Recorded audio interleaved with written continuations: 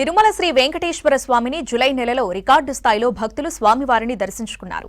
దీంతో భారీగా హుండీ ఆదాయం వచ్చింది. 140 కోట్లకు పైగా ఆదాయం రావడం తిరుమల చరిత్రలో రెండో అత్యధిక రికార్డంటున్నారు టీటీడీ అధికారులు. హుండీ ఆదాయం పెరగడం శ్రీవారిపై భక్తుల విశ్వాసానికి నిదర్శనమని చెప్పారు.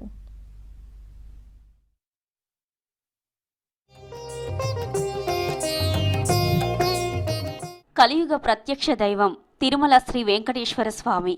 నిత్యం లక్షలాది మంది భక్తులు స్వామివారిని దర్శించుకుని మొక్కులు చెల్లించుకుంటారు. కానుకలు, ముడుపులు హుండీలో సమర్పిస్తారు. మామూలుగా సమ్మర్లో తిరుమలలో భారీగా భక్తుల రద్దీ ఉంటుంది. ఏడాది జూలై నెలంతా లక్షలాది మంది భక్తులు కొండకొచ్చారు.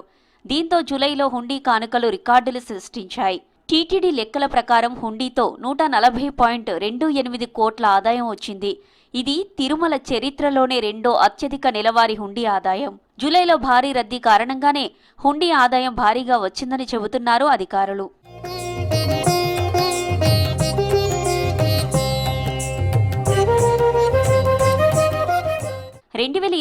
ఆగస్టులో 140.34 కోట్ల హుండీ ఆదాయం వచ్చింది.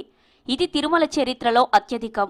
2022 తర్వాత ఏడాది జూలైలో అధిక ఆదాయం వచ్చింది. అయితే కేవలం 6 లక్షల రూపాయల స్వల్ప తేడాతో జూలై 2026 రెండో స్థానంలో నిలిచింది. గత నెలలో ఏకంగా 24,52,000 మందికి పైగా భక్తులు శ్రీవారిని దర్శించుకుని మొక్కుబడులు చెల్లించుకున్నారని చెప్పారు టీటీడీ అధికారులు. కోవిడ్ తర్వాత తిరుమలకు వచ్చే భక్తుల సంఖ్య భారీగా పెరుగుతోంది. హుండీ ఆదాయం సైతం రికార్డు స్థాయిలో పెరుగుతుంది. ప్రతి నెల 100 కోట్లకు పైగా హుండీ ఆదాయం వస్తోంది.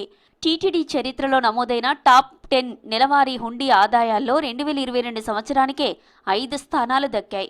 జూలైలో 139.46 కోట్లు, మేలో 130.29 కోట్లు, ఏప్రిల్లో 127.50 కోట్లు, జూన్లో 123.76 కోట్ల ఆదాయం వచ్చింది.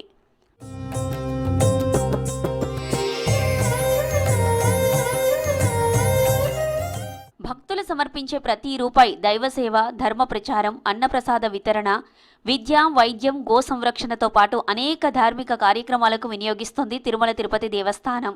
అందుకే శ్రీవారి హుండీలో వేసే ప్రతి కానుకను భక్తులు అత్యంత పవిత్రంగా భావిస్తారు.